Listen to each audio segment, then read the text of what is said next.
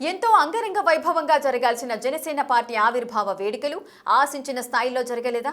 చాలా ప్రాంతాల్లో ఆవిర్భావ వేడుకలకు కార్యకర్తలు, నేతలు ఎందుకు దూరంగా ఉన్నారు? ఆవిర్భావ దినోత్సవ వేడుకల వేదికల మీదే జనసేన నాయకులు బాహాబాహీకి దిగడం దేనికి సంకేతం? గ్రౌండ్ లెవెల్లో జనసేన పార్టీ మీద ఉన్న వ్యతిరేకత ఆవిర్భావ వేడుకల్లో బయటపడిందా?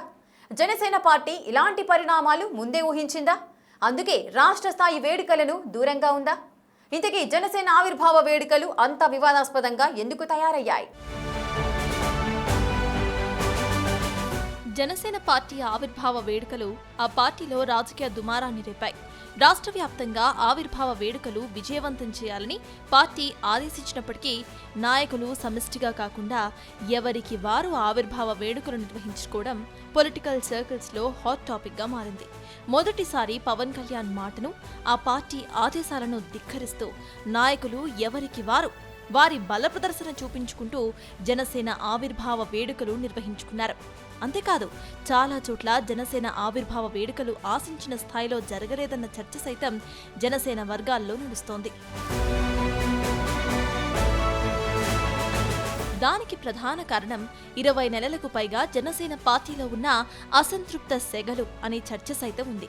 జనసేన పార్టీ అధికారంలోకి వచ్చిన తర్వాత నామినేటెడ్ పదవి విషయంలో, నీటి సంఘాల పదవుల విషయంలో పార్టీ కోసం కష్టపడిన వారికి కాకుండా ఇతర పార్టీ నుండి వచ్చిన వారికి పెద్ద పీట వేయటంపై గత కొన్ని రోజులుగా అంతర్గతంగా అసంతృప్త సెగలు రాజుకుంటున్నాయట.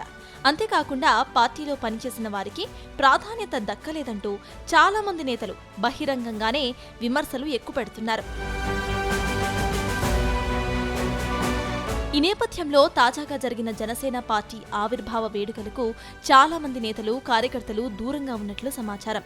పార్టీని నమ్ముకుని పనిచేసిన వారికి న్యాయం జరగనప్పుడు పార్టీ ఆవిర్భావ వేడుకల్లో అసలు ఎందుకు పాల్గొనాలి అంటూ కొంతమంది బహిరంగంగానే కమెంట్లు చేస్తున్నారు. అందులో భాగంగా పార్టీ ఆవిర్భావ వేడుకలు చాలా చోట్ల ఆశించినంత స్థాయిలో జరగలేదు అనే చర్చ సైతం పొలిటికల్ సర్కిల్స్లో వినిపిస్తోంది.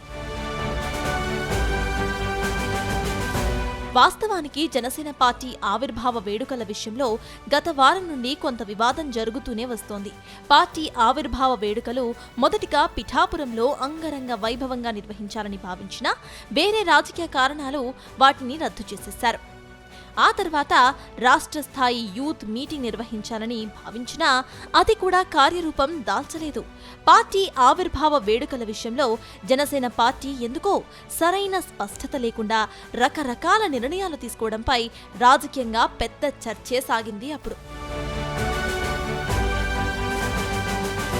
జనసేన పార్టీలో గ్రౌండ్ లెవెల్లో ఆశించినంత పాజిటివిటీ లేకపోవడం, నేతలు, కార్యకర్తల్లో కొంత అసంతృప్తి వ్యక్తమవుతున్న నేపథ్యంలోనే పార్టీ ఆవిర్భావ వేడుకలు రాష్ట్ర స్థాయిలో నిర్వహించకుండా వెనక్కి తగ్గారని ప్రచారం సాగింది. అయితే జిల్లా స్థాయి, మండల స్థాయి, నియోజకవర్గ స్థాయిలో పార్టీ వేడుకలు నిర్వహించాలని ఆదేశించినప్పటికీ పార్టీ ఆదేశాలను ఎవరూ పెద్దగా పట్టించుకోకపోవడం చర్చనీయాంశంగా మారింది. ఇక పార్టీ రాష్ట్ర స్థాయి ఆవిర్భావ వేడుకలు జరగకపోవడం పక్కన పెట్టేస్తే నాయకుల మధ్య విభేదాలు, కొట్లాటలకు జిల్లా, నియోజకవర్గాల్లో జరిగిన ఆవిర్భావ వేడుకలు వేదికగా మారాయని ఆరోపణలు సైతం వినిపిస్తున్నాయి.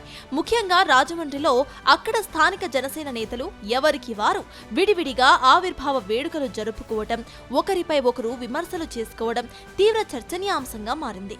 స్థానిక నాయకుల విభేదాల దెబ్బకు జిల్లా అధ్యక్షులు, ఇన్ఛార్జీలు ఎక్కడ ఆవిర్భావ వేడుకలలో పాల్గొనాలో తెలియక సైలెంట్ గా ఇంటికే పరిమితమయ్యారన్న టాక్ సైతం వినిపించింది. ఎన్టీఆర్ జిల్లా అధ్యక్షుడు సామినేని ఉదయభాను ఆవిర్భావ దినోత్సవ వేడుకల్లో చేసిన కమెంట్స్ రాజకీయంగా వైరల్ గా మారాయి. కూటమి నేతలను తాము గౌరవిస్తూ ఉంటే జనసేన పార్టీ నాయకులను కూటమి నేతలు సరిగా గౌరవించడం లేదని, ముఖ్యంగా జగ్గయ్యపేట నియోజకవర్గంలో జనసేన పార్టీ నాయకులను చాలా చులకనగా చూస్తున్నారంటూ ఆవేదన వ్యక్తం చేశారు. ఇవే కాకుండా చాలా ప్రాంతాలలో జనసేన పార్టీ ఆవిర్భావ వేడుకలలో స్థానిక నాయకులు తమ మనసులోని ఆవేదనలు వెళ్లగక్కారు. పార్టీని నమ్ముకుని పవన్ కళ్యాణ్ కోసం పనిచేస్తూ ఉంటే నియోజకవర్గాల్లో కనీస గౌరవం కూడా దక్కడం లేదని ఆవేదన వ్యక్తం చేశారు. ఆ క్రమంలో పార్టీ ఆవిర్భావ దినం సందర్భంగా చోటు చేసుకున్న పరిణామాలు వాటిపైన జనసేన పార్టీ అధిష్టానం సీరియస్ గానే ఫోకస్ పెట్టినట్టు సమాచారం. ఆవిర్భావ వేడుకలు ఆశించినంతగా జరగకపోవటం, నాయకుల మధ్య విభేదాలు బయటపడడం వంటి విషయాలపైన అధిష్టానం ఆరా తీస్తున్నట్లు తెలుస్తోంది. గతంలో ఎన్నడూ లేని విధంగా మొదటిసారి ఈ విధమైన పరిణామాలు చోటు చేసుకున్న నేపథ్యంలో ఏం చేయాలనే దానిపై పార్టీ అధిష్టానం ఫోకస్ పెట్టినట్లు సమాచారం.